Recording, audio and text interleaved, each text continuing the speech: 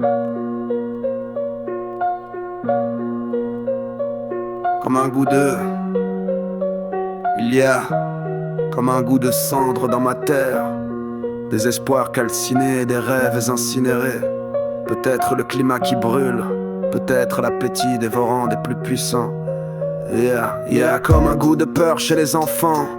Les petites filles étouffent des cris derrière les maisons, et les petits garçons sur le chemin de l'école sont dépouillés de leur courage naissant.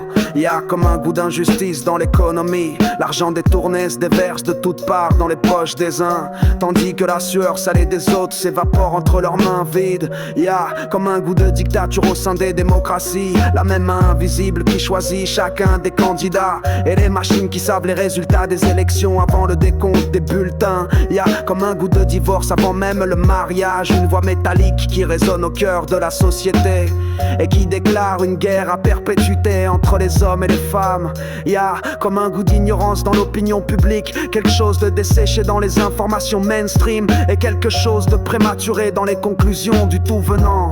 Y a comme un goût de funérailles dans les chants religieux, les hurlements de la foi qui sont des mises à mort de la raison. Et pour que la raison survive, elle doit se cacher dans les livres et dans le murmure de ceux qui essayent encore de réfléchir. Quand on chante et prie,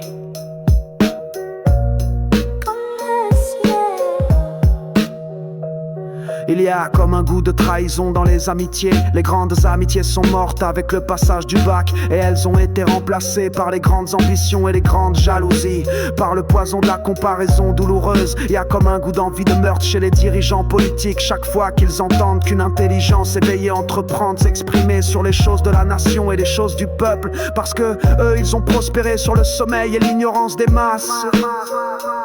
Il y a comme un goût de chaos dans l'ordre mondial, des dirigeants de nations qui dirigent avec leur égoïsme individuel et leur égoïsme de groupe, et qui ne réfléchissent que pour chercher les moyens de mieux conserver leur pouvoir et de mieux blinder leur fortune. Il y a comme un goût d'indifférence dans le ciel, des milliards de prières qui se brisent contre le mur du grand silence cosmique, et les croyants qui sont obligés de se répondre eux-mêmes en remplissant le ciel des projections de leurs propres pensées, de leurs propres chimères. Il y a comme un goût de désespoir dans mon humanité, la persistance des religions et la persistance des suicides, et toujours aucun sauveur qui descende du ciel, aucune armée d'anges qui descendent du ciel, aucune cohorte de vaisseaux de lumière qui descendent du ciel. Rien qu'un peu de pluie.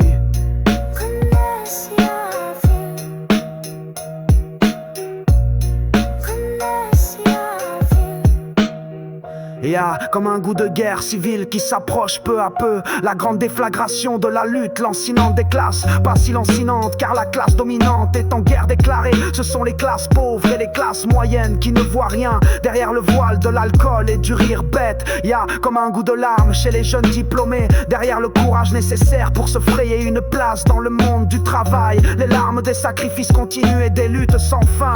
Il y a comme un goût de solitude chez les jeunes femmes, conditionnées comme des femmes fortes, mais réduites à des fragmentations psychologiques et à des raideurs psychologiques qui les rendent impropres à des relations saines. Il y a comme un goût de résignation chez les activistes, le peuple qui ne se lèvera jamais comme un seul homme, aucun mot d'ordre qui ne soulèvera quiconque par la seule force de sa pertinence, tandis que l'abrutissement trouve un écho sous chaque toit et dans chaque profil. Il y a comme un goût de révolte dans le rap, la seule musique qui regarde en face les problèmes les plus importants et qui refuse d'annoncer les mêmes âneries que les autres musiques destinées à faire tourner les reins et à faire sautiller les seins. Alors on trouve toujours le temps de chanter et de danser, la vie sur terre est rire et larmes, feu vivant et peur glacée, grands sauts et grandes chutes, la volonté de se relever et de continuer d'avancer. La grande promesse vient de la vérité elle-même, l'esprit qui ressort de tout cela grandit et toujours pur. Des nuits de tristesse et des journées de travail qui font fleurir de nouvelles idées et de nouvelles actions. Des temps de bonheur qui se dilatent au fur et à mesure, en gagnant du terrain sur les revendications de la souffrance.